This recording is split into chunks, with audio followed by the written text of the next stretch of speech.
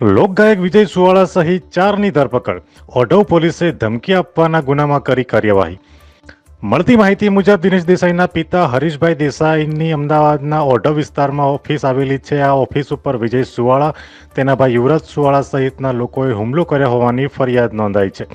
ઓઢવ પોલીસે વિજય સુવાળા સહિત 4 લોકોની ધરપકડ કરી છે. જાણીતા ગાયક અને ભાજપ નેતા વિજય સુવાળા સામે ધમકી આપવાનો કેસ દાખલ થયો હતો.